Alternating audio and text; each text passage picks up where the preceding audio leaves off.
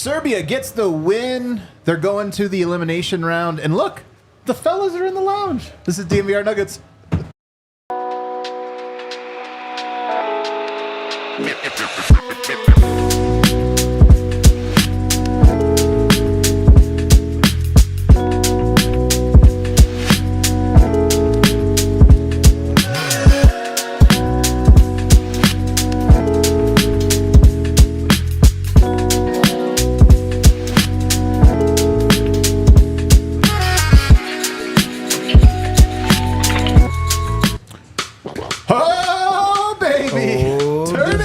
Do you hear that? I don't, but I can feel it. You hear that? I can feel it, baby. Oh, baby. What is up, everybody? Welcome to the Winners Lounge. Let's go. Oh, my gosh. Look at this. The band is getting back together. And right in the nick of time.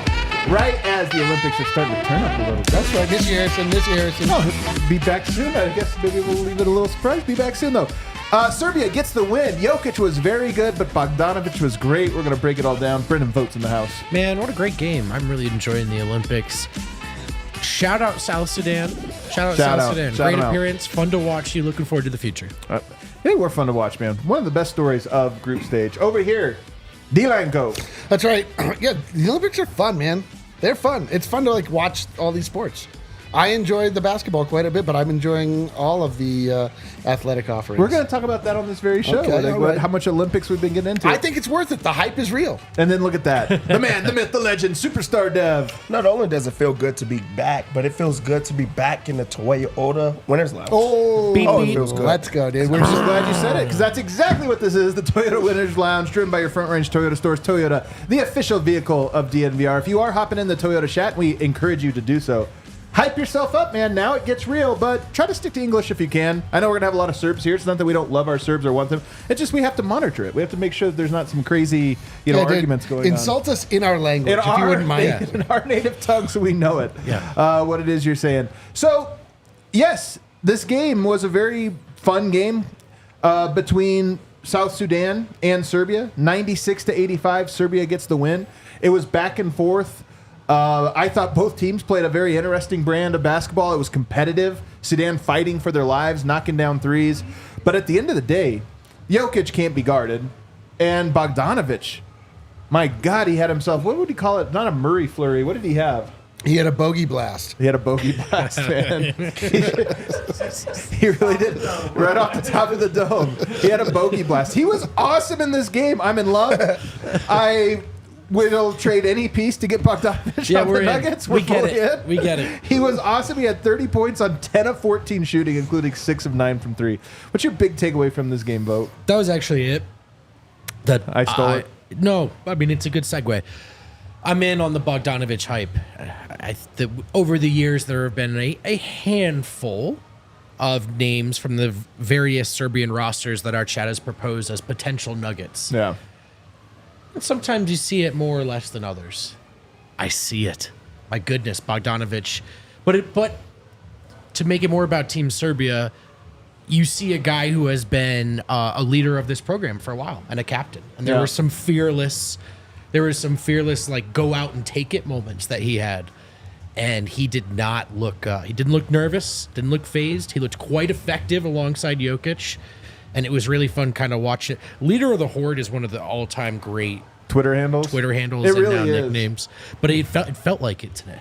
Leader of the Horde. It's so unbelievable. He's tough, man. That's what stands out to me, Dev. The dude is just a gamer. He's tough. He's intense. And he's filthy. Yeah, and there's a lot of Serbians that are going to say, I told you so. Yeah.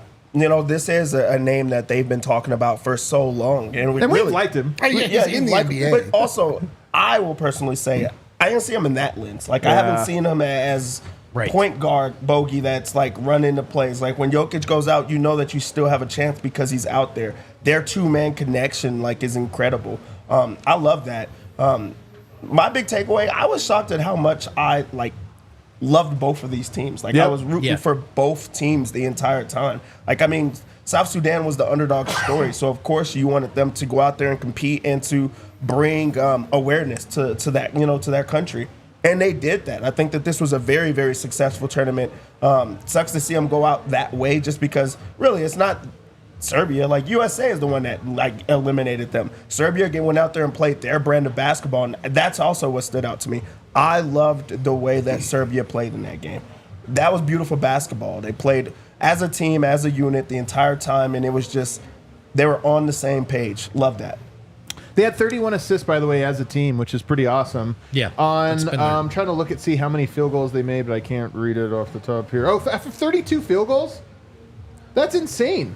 32 field goals and 31 assists. So that's been, to me, kind of their calling card. Yeah. The three-point shot has been statistically what hasn't worked for them.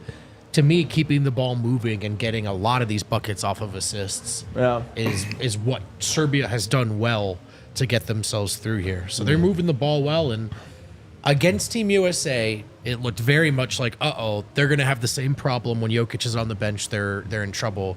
But their saving grace without Jokic, I think, has been an organization and that and a style of play that I think has a higher floor even without a star out there. Like they're trying to play the right way, and they're keeping the ball moving, more importantly. D-Line, what's your big takeaway? Well, I mean, it's a lot of what I keep talking about with just the Olympics and international competition in general. It's like really fun to see the different ways that different types of people attack a different problem. 1,000%. And you know, like the South Sudanese, it's like it really means something to be from certain countries in the world. Like all of those guys are like pretty much the same guy. They're all built kind of the same way. Bunch of wings, man. Bunch of wings. Exactly. Their style of play, you can tell, is like not as sophisticated yet as the Serbian style, which is, they don't benefit like our beloved King Jokic. They don't benefit from supreme athleticism, but what they do benefit from is like being organized, playing the right way, like you said, like just like getting the passes. Like if Jokic gets triple teamed in the paint, which we see all the time for the Nuggets, like they kick it out to Micic, who then kicks it over to Bogdanovic, wide open 3-point shot. It's like a lot more difficult shots being taken by the South Sudanese, who are just like basically subsisting off of raw talent.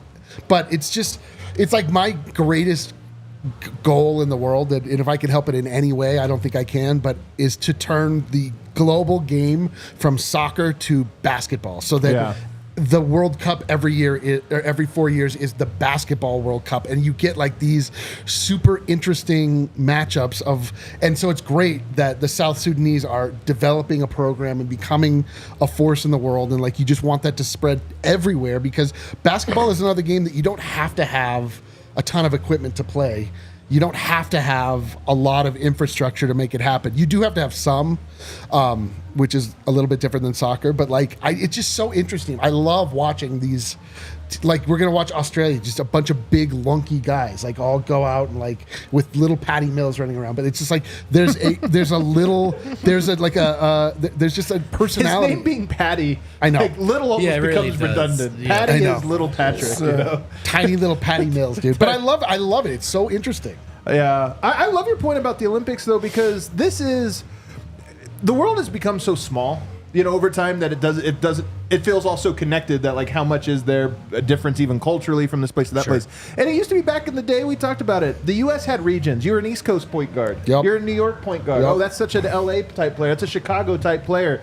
And you don't really get that so much. I do feel like this Olympics has been that. And Serbia is one of the teams that most has an identity that like feels like it has really grown out of their culture and their identity as people, and also just, physically, Serbs kind of have a style to them as well. Yes. Sudanese have a style. And so this Olympics, man, you really could go through Australia and Serbia and Sudan and the US even, and Germany, and like you're like, oh yeah, they all have their own style. Totally. And it's like it's like the original UFC, where it's like, we're going to bring all the styles and find out which one's best. I made this joke yesterday, and it fell flat because Kale and Brandon were here.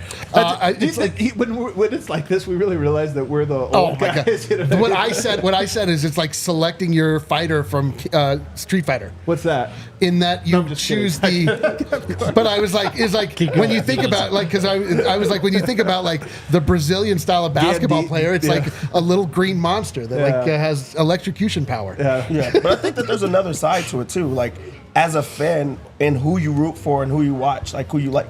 it kind of tells of who you are. Like if you're like rooting for USA and you're all in on that, it's just like you're a front runner. You're choosing the best player in the game. Yeah. Then it's like, okay, I'm gonna get this guy that kicks all the time. That it's a lot different. But then there's the punchers, and then there's like Serbia does like a mixture of all, but it's like the assist is like what gets them there. So like if you're a person, I feel in a way unselfish and rooting. They're still an underdog, not in that game, but like specifically you're still going for those type of things. So it is pretty cool to see everyone has their own style. Dude, I had such a realization that I've never quite connected the dots before. Perhaps you have. It's just like watching the Serbian style of basketball. It's like you see communism in it. You see like the idea that the sum is greater than the parts. It's like like Jokic never wants to step out. And it's like the idea, like we all have to chip in and like do our part and stuff. And then, the South Sudanese are like, YOLO! They're just like firing it up from deep and hitting it. But it's like, I never really put that together, but it's like, yes, like the worldview of the place actually has a lot to do with the play style of basketball. It's interesting. I root for the U.S. in every single competition in the Olympics but one, the basketball one. And I will say, even when you're watching gymnastics or any of these other ones, the things I love are the human interest stories.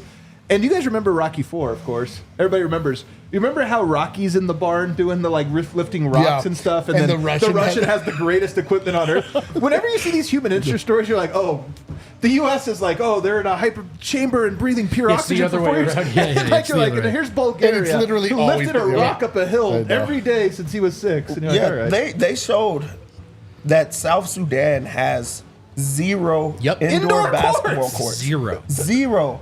I just think about like how many like and you like being American or just like even like just Colorado for instance. There's like gyms that are indoor that you like say I'm not ever going to play at that gym. Like Vasa. Vasa would be incredible for them.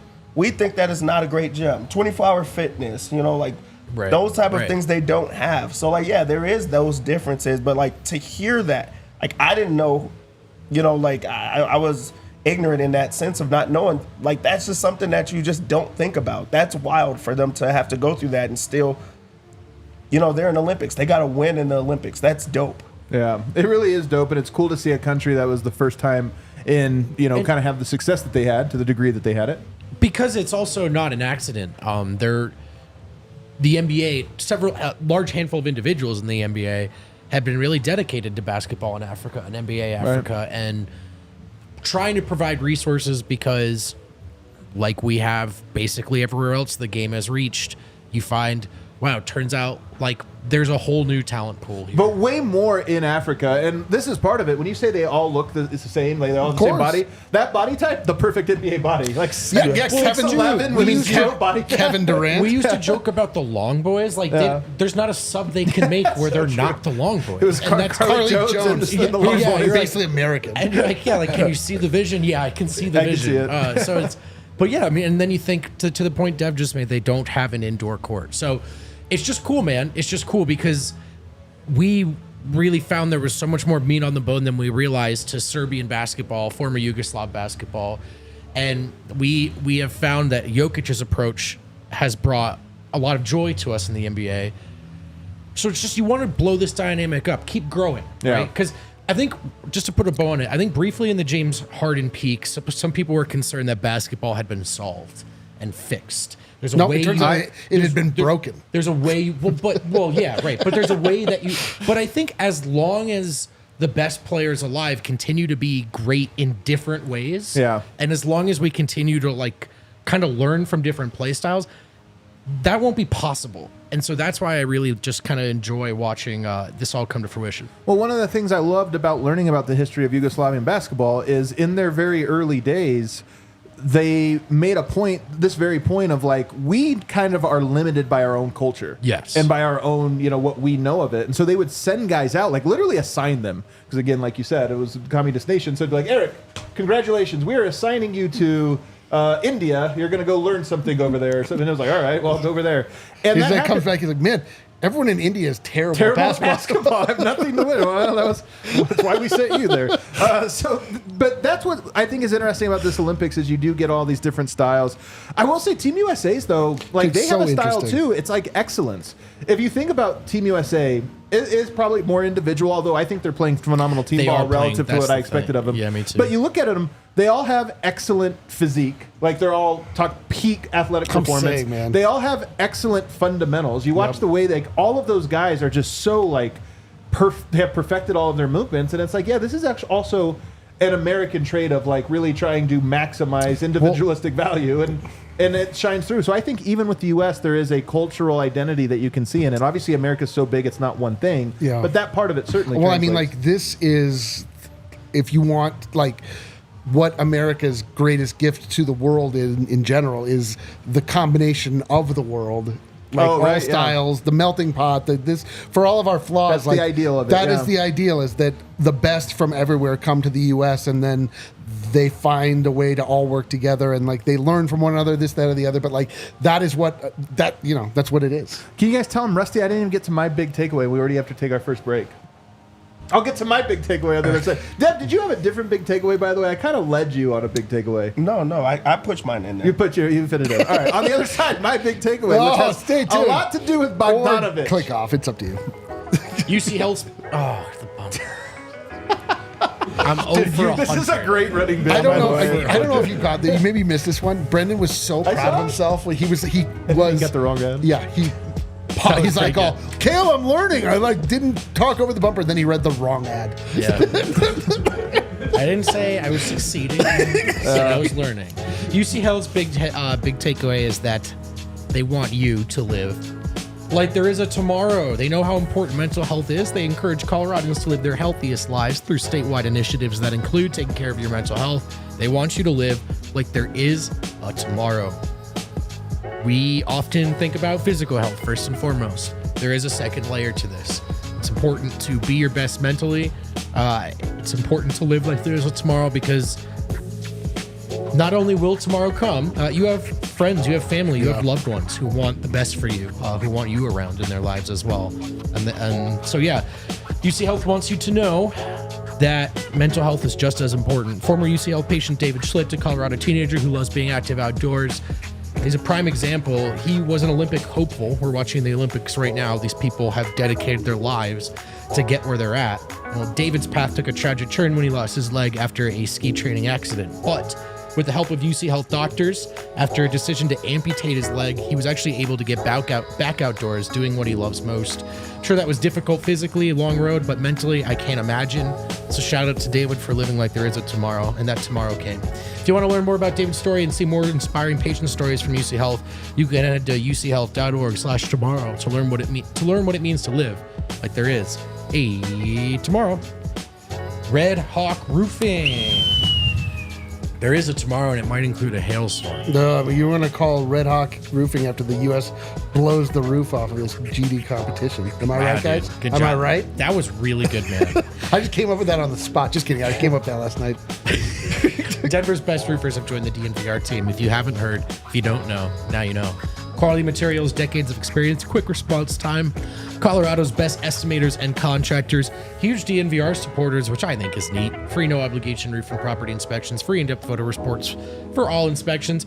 It's hail season, baby, so don't wait to take care of any issues before more big storms hit. Hit up our friends at Red Hawk Roofing. Supporting your local teams can also mean supporting local businesses like Red Hawk Roofing. Again, if you're looking for a new roof of your home or business, be sure to check out Red Hawk Roofing at redhawkroofing.com or call 720-771-8921. Tell them DNVR sent you. And we are back, segment 2 of the DNVR Nuggets podcast. So my big takeaway here has to do with Bogdanovic, and it's really a question. Like, I love the way the guy competes. I kind of just love his, like, energy. He has... I think Jokic has this too, although we're talking about Jokic kind of getting to the dark side. He's going become very much. He's screaming all the time. Kind of joyless tournament so far for Jokic in a lot of ways. He has not been a very happy-go-lucky guy. He's been very serious, very determined, and obviously playing phenomenal. I think Bogdanovic has a perfect balance. Jokic might be swinging too far. We could talk about it in a sec. I'm a little worried. He looks a little angry. But Bogdanovic, to me, has an intensity with him that is not an angry energy or anything. Like, he plays with this, like, joyful competitiveness to him that he just always brings. And I'm telling you, you don't have to squint. Tonight he had 30 points on 10 of 14 shooting, 6 of 9 from 3. He didn't have to squint that hard to be like, is that Murray out there running the two-man game with Jokic? The pull-up three, the two-man game, the deliver to Jokic in the pocket, the fake deliver and finish at the rim. The two-man game with those two guys is just probably the second best Jokic two-man game that we've seen behind Jamal Murray. But I watch him, I go, man, that guy really does. It's funny you get funneled into a role in the NBA. Like Michael Porter has seen this. Could he be more? I don't know, but he got funneled into a role, and that's who he is now. Bogdanovic, I look at this and I go, he wouldn't be the worst lead ball handler. He's kind of good at it if he found the right partner. And on top of that, he probably would, if not lead, he could easily be the second ball handler on a very good team. Yeah, I don't think, like, and I'm not saying this to take away from Bogdanovic, but I think it speaks to, like, Jokic's greatness, like, the way that he plays. In that two-man, it's about patience. It's about making the right play and just, like, how aware are you? Like, high IQ plays. Bogdanovic is a high IQ player with patience, and they have this chemistry that gets it going.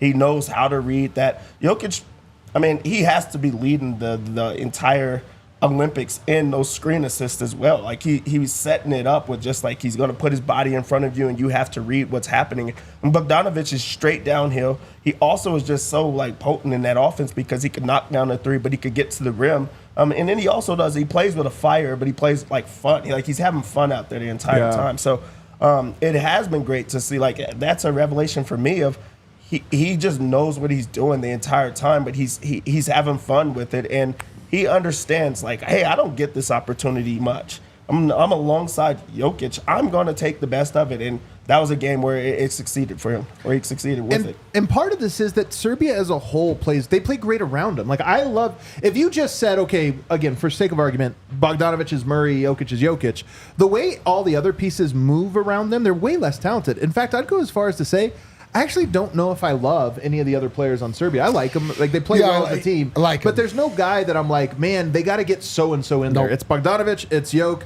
and then Micic does his thing sometimes, but everybody else is just the cog in the machine, but they run that machine so well. And that's the difference when you watch them. I know it's a shortened game. It's a different game, but the movement contrast between Denver and Serbia is so stark, and I love this version so much more. Yeah, I don't disagree with you at all. The other thing about Bogey is he just has such a boyish look.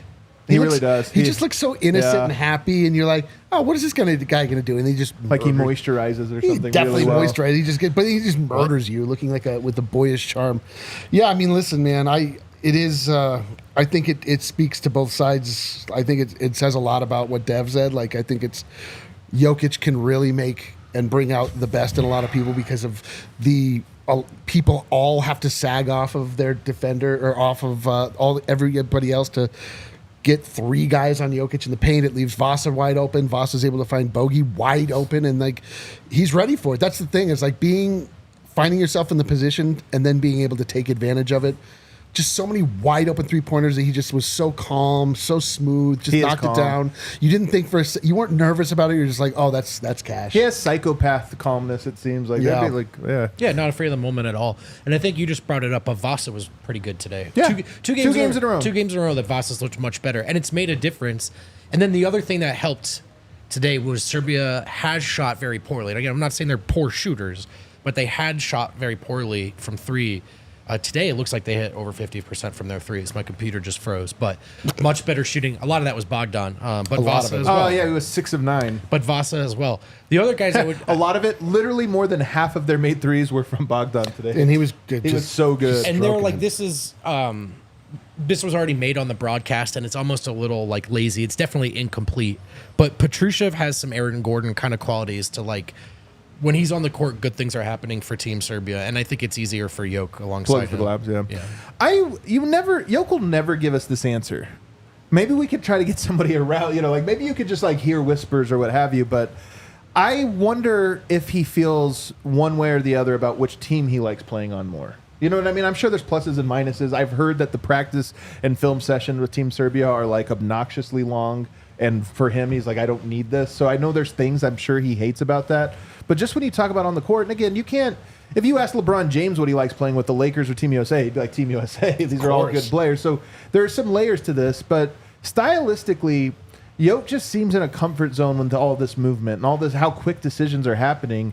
And I don't know, it's the second time in a row that I've watched Jokic with the Serbia team and thought, there's some lessons to be learned there for the Nuggets, I think.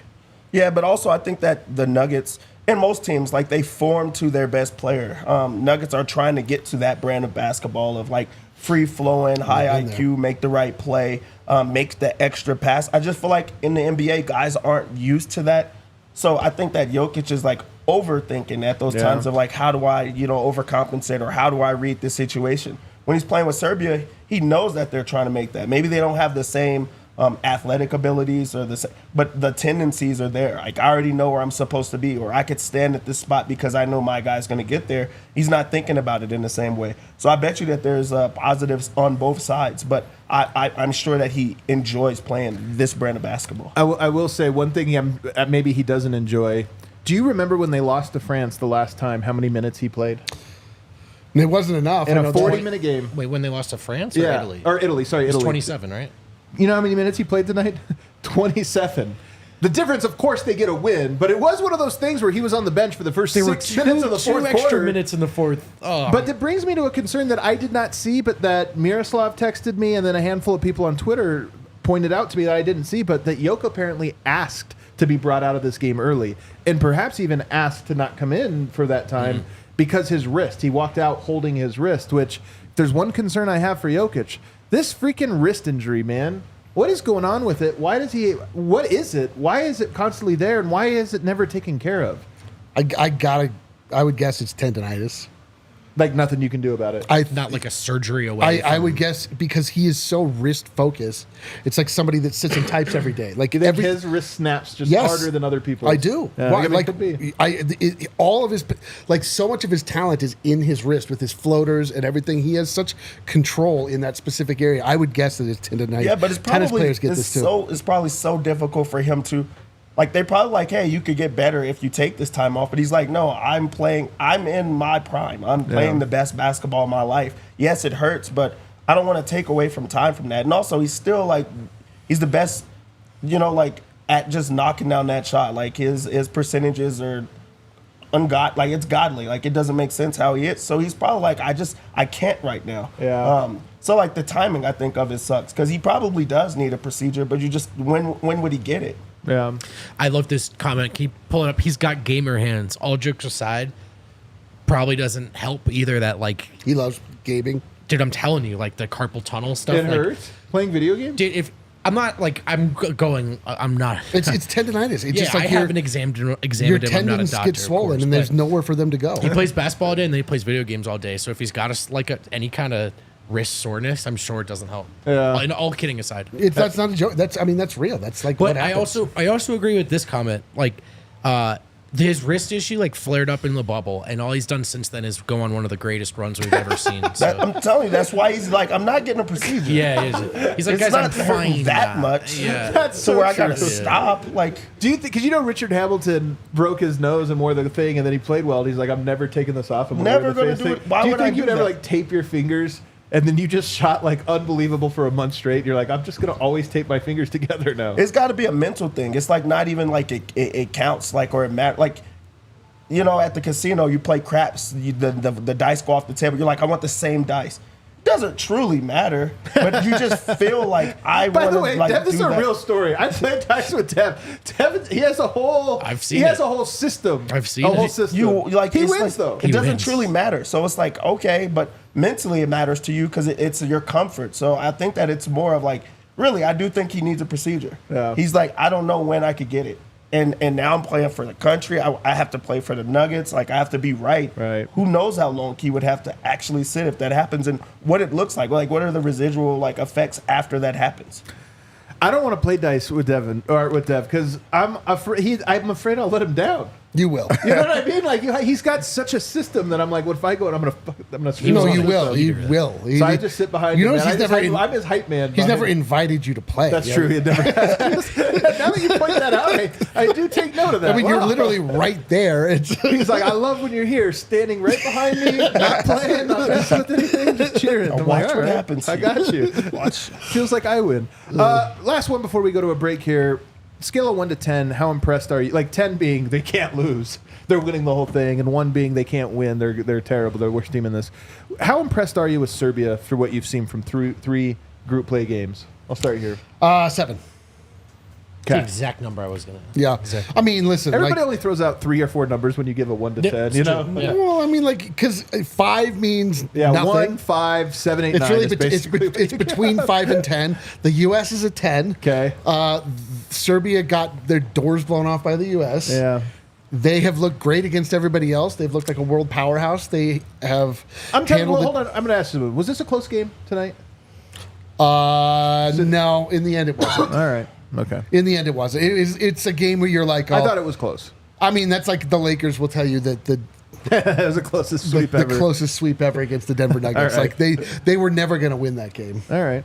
But I'm impressed by the Serbians. This is before this competition started. When seeing the Bogdanovic, Jokic led Serbian side, I was like, this is the best I've ever seen them look. Like this is the best team that I've ever supported from the Serbian side. Yeah. But still, like they're a little against the U.S. They're not going to. I'm at about a 6. Like, Ooh, even less impressed. yeah, I mean, if you get to like this game, like it's because of the design, but there was a free throw discrepancy. Like, Jokic is like way bigger than the Sudanese player, so like he was destroying them inside. Other teams can match that, where it's not going to be those same things. Sudanese also just shot every single time, not even good shots, and they kind of hung around for a while. And then also when you think about like USA, they like take their foot off the gas a lot. They don't against Serbia because they know how good they are, and then also it's point Jokic. differential. It's Jokic, and you just know. So like they kind of go at them in a lot different way. You get to see them play serious, and they don't other times. And then also it's just Bogdanovic, Jokic looks insane. Yeah. After that, there's such a big drop off, and USA or the other teams don't have that same type of drop off. So while I think that they're playing incredible basketball, it's just hard when you put them to that. It's the race for second. How do you get to second? Ad read, or you want my take? I want your take on what 1 to 10. Sorry, I was double checking for the bracket. I said 7 with Eric. I think. I was expecting you to change it, knowing that I said a 7. 7.1. And I would have been like, you son of a bitch. 6.9. 6.9. I think they're kind of on the Canada level to me. Yeah. There's I think they're better than Canada. Teams. I think they're better than Canada. But I think Germany, I think it would be US 1, Yes. Germany 2A, Canada, Serbia 2B for me so far. Thus far. Interesting. I think 7 feels too low, 8 feels too high for me. I am very impressed. I am curious what level Jokic is playing at right now, because it does feel like he has takeover mode in him that he checks into every now and then, but not for a whole game. Is that conditioning? Is that ability? Is it the style of team that's more team play kind of at this level? I don't know. I feel like they have better in them, though. And that's part of what's kind of exciting about this is I feel like their best games are ahead of them. Yeah, you know what? I want to kind of bump Serbia up higher just because they have Jokic. That's like the as point, a team, dude. they've looked. That's the point. Right, they have you. It's just whether or not Pesic will use him enough. He will, I think. Knock on wood. All right, let's take a break. On the other side, the bracket should drop any time, but we're going to talk about some of the other teams and what stands out about them, as well as just what we make of the path Serbia might have to go through. The most hilarious thing about this show and in general is that the U.S. also played today. Oh, yeah, that's right. It wasn't that interesting. I know. We're just like, we're going deep on You this. know what? It's actually the most fun I had watching LeBron in a while. But Yeah, he was great. he point LeBron, it was fun. Ding, dun, dun, dun. Dude, Circa Sportsbook. Oh my God! If you have a good feeling about the Olympics and how this is I going to got a play good out, feeling. if you're really feeling Serbia, Canada, Germany, the U.S. for whatever reason, take a look at the juice at Circa Sportsbook, where they pride themselves on their tight money line splits and their low hold model. Games will strive to be a -110 split on the Circa Sports menu, unlike other sportsbook, which may use -115 or -120. Circa Sports keeps as little money as possible on the large market bets, especially compared to the other books. And here's the real kicker. They don't limit players based on their winning. Some sports books will do that. You actually can win too much, and they don't like playing with you anymore. Circa wants winners to play there. They encourage bettors to download and explore all sports betting apps available so they can compare the lines for each sportsbook for themselves. You'll find that Circa is in fact delivering what they're selling here. Download the app at circasports.com. Circa Sports bets but can only be made while physically located in the state of Colorado. Must be 21 or older. All rights reserved. Circa Sports Colorado encourages you to gamble responsibly. Gambling problem? Call or text 1-800-GAMBLER or visit problemgambling.org. And oh man, rev up your engines, fellas. Hump those horns. I don't know where we're going, but wherever we're going next, I hope it's We're in a going Toyota. to Bed Bath & Beyond. Then get in my Toyota, bro. Let's go, Because dude. Toyota is the official vehicle of DNVR. Trucks have been a part of Toyota's DNA for years.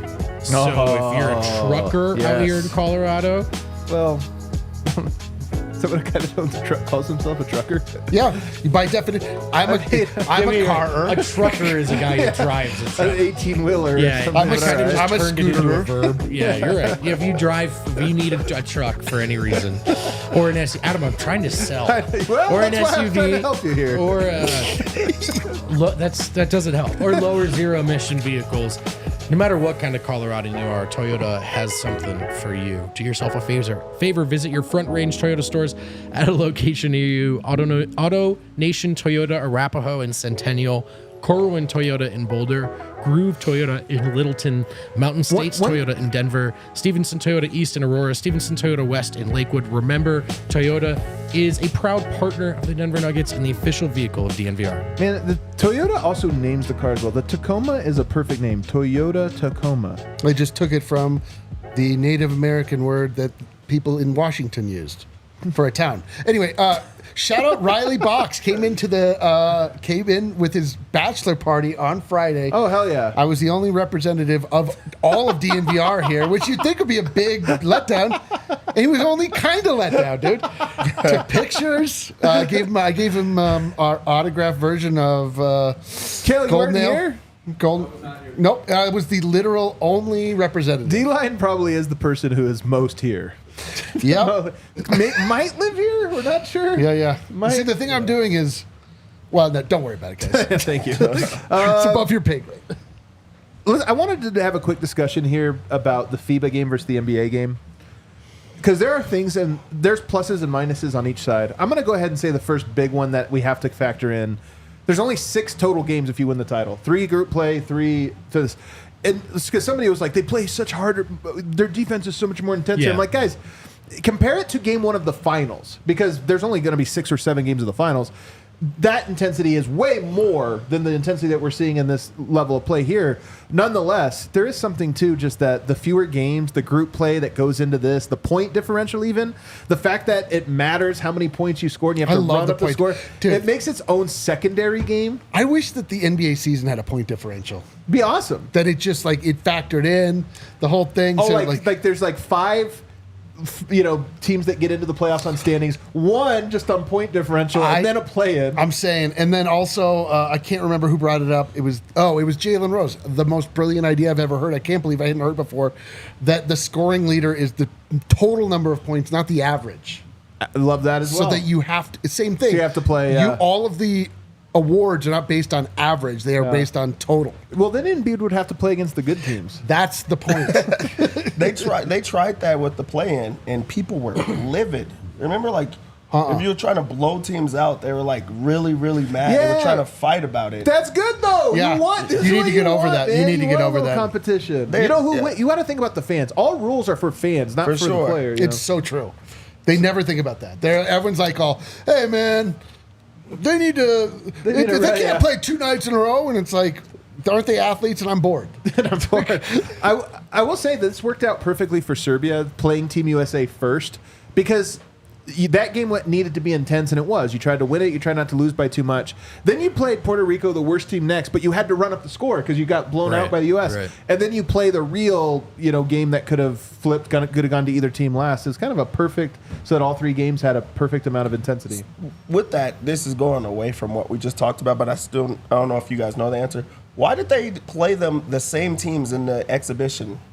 Like, why didn't they play against other? Because there's not that many teams involved in the tournament in general, and they're like located in all different parts of the world. That's why we need the real World Cup to be basketball and not soccer. I'm sorry. It's a better game. Basketball's a better game. I'm sorry. Well, and Olympics is just 12 teams. World Cup's 24. So you are 16. Yeah, that's what I mean, because there's not 24. enough. There's not enough nation. There's not enough South Sudans that have cropped up in the world. But there are. We could have had Slovenia in this one. We could have You're Lithuania. Right. You're right. Like there were teams that did not just make every it. other Balkan nation. We could have had Montenegro. But honestly, yeah, that's basically it. Yeah. But I mean, I guess Argentina is no longer a great basketball But I agree nation. with you. Yeah, they need more. It just needs to be more viable worldwide and like really become like. Here's the thing I don't like: the take fouls. Serbia uses the take foul. You get why Jokic did it all the time. Serbia has perfected the take foul, and since we used to call it the Euro foul, the Euro take foul, they did it. How many take fouls do you think, or I would call it intentional fouling? How many times did Serbia do that today? 20. A lot. Every foul of theirs was one that was like intentional. They let so much go, and then they just grab them, and it's like the NBA did a good job of getting it out of the game, and it helped pace. Well, but that being said, that's the only thing that has helped pace. Everything else on the FIBA game, the fact that I believe only coaches can call timeouts, which I think is a small but cool detail that it kind of keeps the game going. There's so much contact that they allowed, and they allow referees to look at guys when they flop and just go like, stop. Yeah, dude, the greatest thing about the take foul is that, like, honestly, in this game, the only way to foul someone is to intentionally do it. You have to, you're like, I'm fouling him. Otherwise, they're like, looks fine to me. Which I love. It's so great. Dude. Oh, is the bracket out? It is out. It is out. I have it here. Azerly has it. We'll do it on the other side. But we'll keep doing this segment here, and we'll get to it on the other side. But we knew Serbia was going to be playing against Australia, and then they're going to have the U.S. on their side, which sucks. They'll have to end up playing the U.S. in the second round, which we'll get to that all here in just a little bit. Other rules, though, that you like? I like the shortened game even. I know this is crazy. People want to shorten the season, by games, which I don't want to because, as your point, I'm a fan and I just enjoy when there's a game. Dude. I don't want to get to a point where there's 2 games a week. I think that would suck. Yeah, it sucks. But I wouldn't mind the 40-minute game. The thing is, I love when there's a game, but I don't necessarily need it to be 50 minutes. Yeah. The 40-minute game is like really condensed. Every bucket feels like it matters a lot more. There's no like, second quarter. They're just kind of going up and down the court. It feels intense. I like that. Yeah, and I feel like the Stars will have to play a bit more too. Yep. I like that too. Like, yeah, you only get a little 3-minute rest, man. It's a 40-minute game. You got to get out there. Yeah, honestly, the form of the FIBA game is like much more interesting than the NBA game. Yeah. It really is. Like, the NBA game is just it's because it's ultimately caters to its players. Like that, it's evident on the floor. Like they've made it as cushy and easy for offense to be featured, and like you can't touch anybody under any circumstances if they have the ball. Like the hand checking, all this stuff.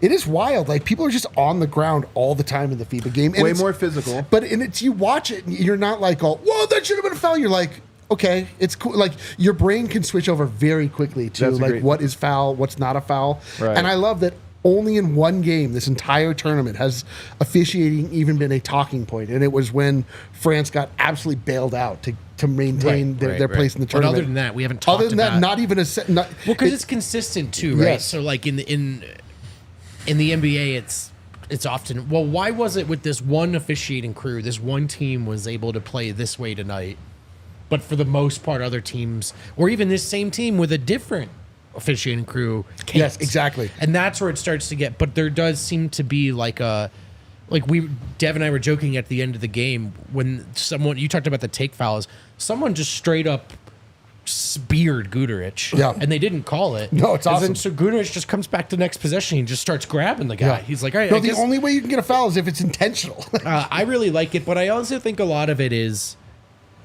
the intensity thing. Like I do, and how possible it is in this format. Like, we want every star to play 40 minutes in all 82 games and then also play defense and be the hub of offense. And the truth is, like, there just are diminishing returns on that. And you get nights where it's against Washington and the star is not taking the night off, but they're certainly not trying to dazzle. And, like, it's...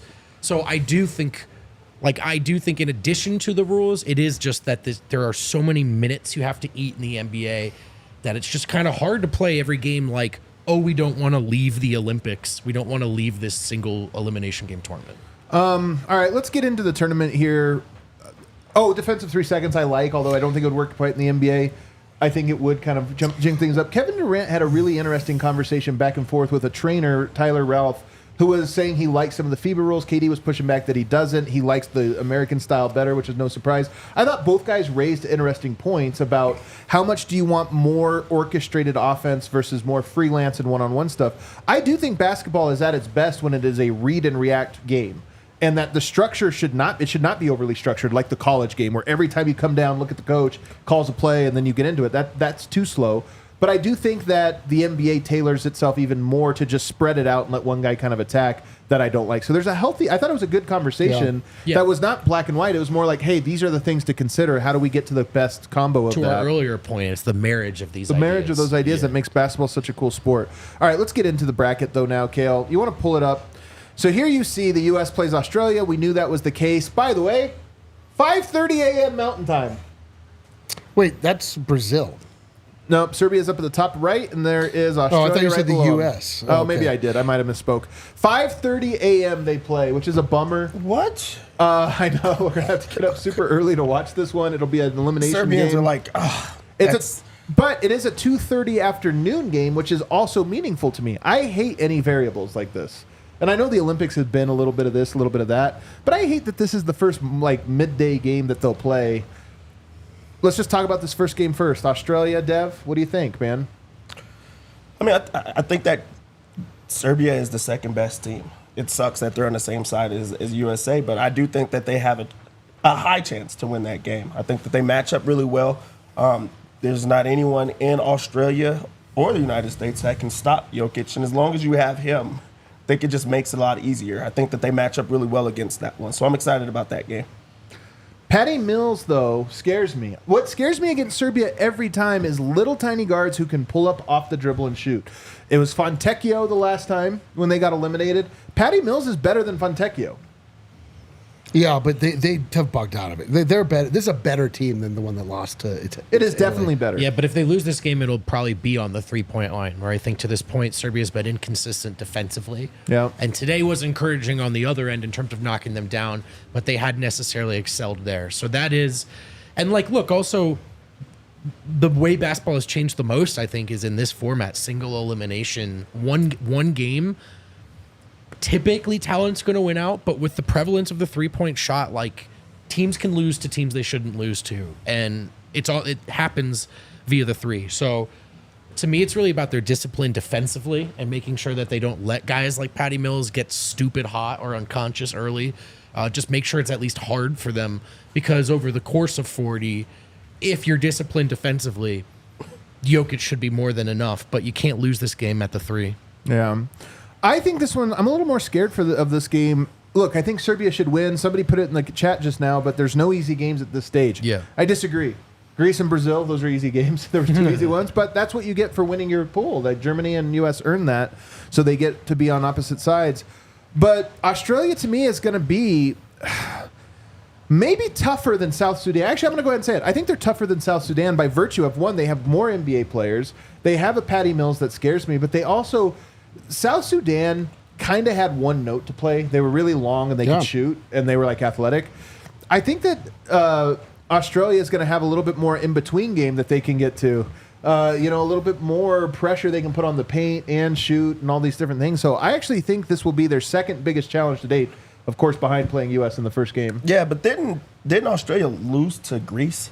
Greece is not a good team at all. I do like... They're not world beaters. Yeah, Australia. They're really bad. But also, what Australia does, and this is where it's going to be on the others, they form walls. They did everything in their power to try to slow down Giannis. And they're like, hey, if we have to double the entire time, we're going to do that. Yeah, and the best part is, Jokic and Serbia, they're ready for that. He was getting triple team a lot of the times now. They have Jock Landale that's down there trying to slow him down or stop him. He's going to be able to score on them every time. So he has to be ready for the triple teams, the double teams. And Serbia, which they haven't done well right now, knock down the three ball. You're going to see a lot more 3-point shots from them. But I do think that Serbia is the better team, and we're going to see other people step up. Yeah. If you go past that now, they are on the same side of the bracket as Team USA, which is a bummer.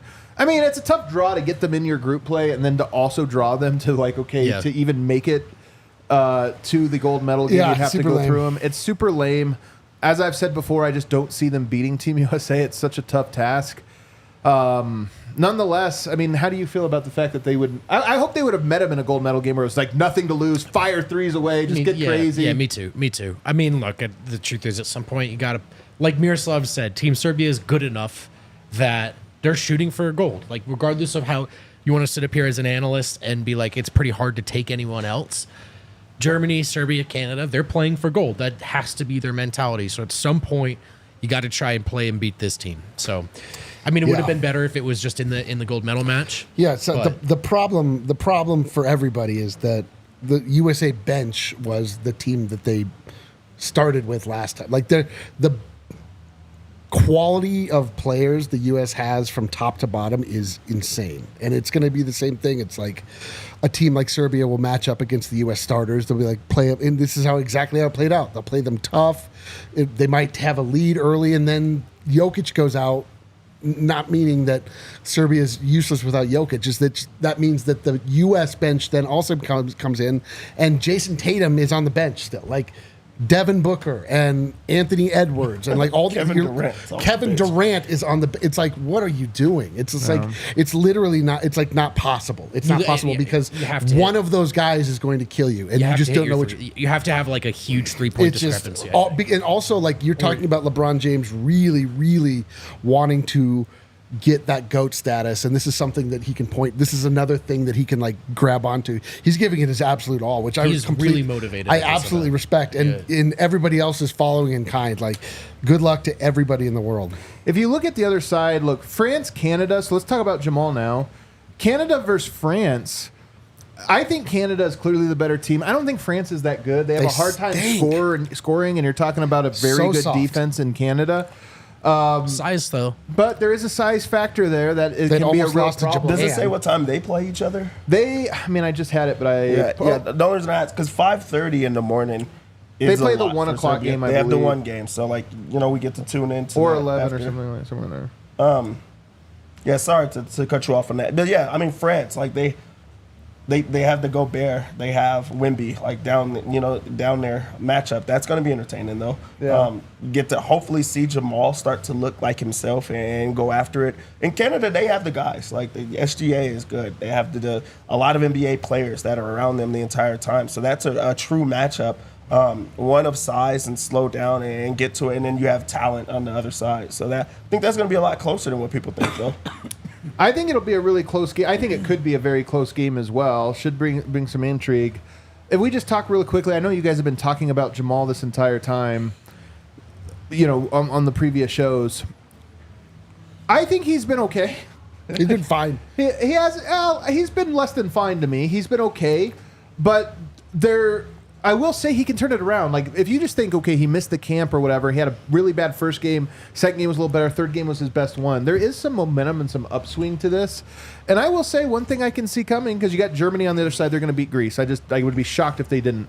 If Canada does go to Germany, that's a coin flip game that I might lean towards Germany, because I think they're more attuned to this international style of play. They've been here. They're the reigning World Cup champs. So they have all these different things. That could potentially set up the worst case scenario for me personally. A bronze medal game of Canada and Serbia. That would be terrible. That'd be really tough. That's probably going to happen. Murray 40-piece in that game. It just feels like inevitable. Dude, Germany's definitely going to beat Canada. You think Germany will definitely beat them? I don't know if I'd say definitely. I can't say definitely. Okay, save this tape. I mean, look, save this tape. We also think Germany's good. But I'm telling you, Germany could beat them. So. They're definitely going to beat them because Canada is like South Sudan in that they're very one note. Like, they do it a shade way too much. They have 6 Shays. One of them happens to be Dylan Brooks. One of them has to be Jamal Murray. One of them happens to be I think they have a bunch of great defenders. Yeah, but they're weak in the middle. They have Dwight Powell, and they have Kelly Olynyk, which is they're fine. But like, Germany is just big. Like, their offensive threat, Franz Wagner, can kill you inside outside because he's enormous. Like, they're gonna. I'm telling you, just watch. They're definitely gonna beat Canada. But like, It just sets up an interest. It's just all becomes matchups at this point. Dev, do you want a Canada, Serbia for a medal? No, because it's going to cause so much division. Brother, it would kill me. Cause so much division. Like, there's so many, especially the right now, that are against Jamal. And just like, they're so critical of how he looks, how he's playing, that if it goes either way, I think it causes more of that. And you don't want that type of separation. These are the two, best player on the Nuggets. They brought Denver a championship. So I just wouldn't want that. I wouldn't want to root for that. They should avoid each other at all costs. Yeah, really. Seriously. Yeah, I would actually have a tough time with that. It also just feels like right now it wouldn't help anything with just... This is more my point. Yeah, is like, what is the outcome of this? Okay, Serbia beats down Jamal. He had a terrible Olympics. Vibes remain down. Right, yeah, or Murray has a great game. The reason Serbia doesn't get a medal is because Jamal had one good game in the tournament. I would not like that one bit. Oh, it'd be horrible. That is insane, though, that we wouldn't be like, hell yeah, Jamal got a medal. Well, but I wouldn't feel this. I'd feel the same way about Serbia in that scenario. It would suck, but it would actually be very fun. Like, it would not be fun. I think it would be fun. It would be so many subplots. Like, that's what's fun, dude. Jamal versus like we're looking for the stories, dude. Like that. It wouldn't be fun. Oh, it's going to be fun. They don't have lines out just yet that I can check. I mean, it would be fun, but it would be fun in a way that kind of like hurts your stomach, Yeah, NBA basketball. Do you think there would be any tension there? Like, let's say, you don't think so? No. Yes. I think there would. I think that we would create tension and Twitter would have tension. And then it would be weird. Jokic wouldn't have tension. He's like, come on. He would just be like, hey, brother, hey, What do we, villain Jokic? I don't know, man. He's got a little anger to him. Listen, the fact that Jokic has Joker as the nickname, I said this before, is proving out to be the most perfect thing ever. Like, starts off as a goofy guy and then turns into a fucking supervillain. Yeah. And it's the same nickname. It's like, it's unreal. By the way, just for the record, I also am picking Germany in that game. I didn't say you're not, but I'm saying it's definitely happening. Right, you're for sure. I'm saying it's there's absolutely no chance. There's no chance.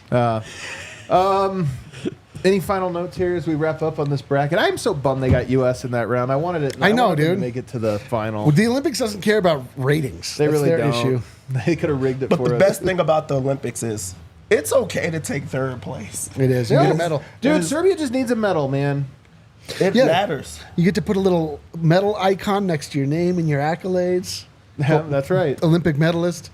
It matters to get a medal, and that's why this could set up a really tough... Even if it's Germany and Canada beats them, and it's Germany in that semifinal game, would be another one that would just be very, like...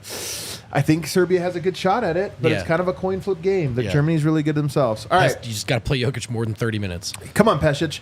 All right, what do we have Super Chat-wise? Two from Cedric? That's actually exactly what happened. If only Serbia had 5 Jokic's.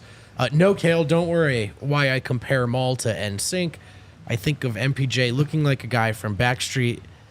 These are getting increasingly confusing, man. Nice shirt, Eric. If I didn't meet him, I would have thought that it was like a bot. Yeah. Like that just was like a bot. What's the odds of Canada versus Serbia in the Olympics, fellas? Man, in the final, well, in the semis, we just talked about it. But can you imagine if it was actually for the gold? If U.S. beat...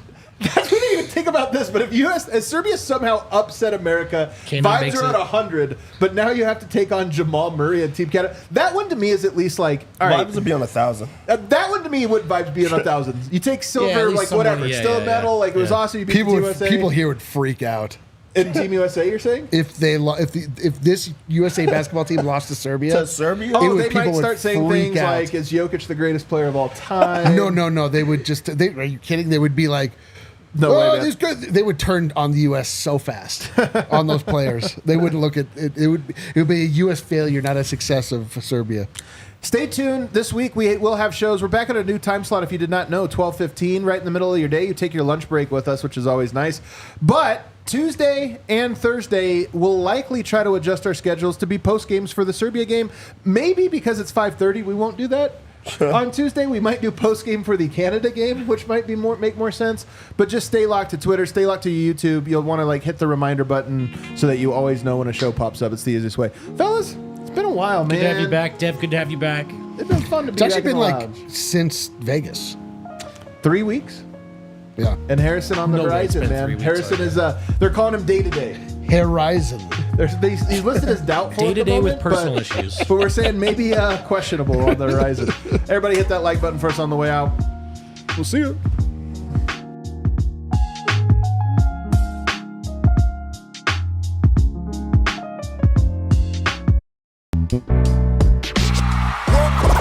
We all silly like the mayor.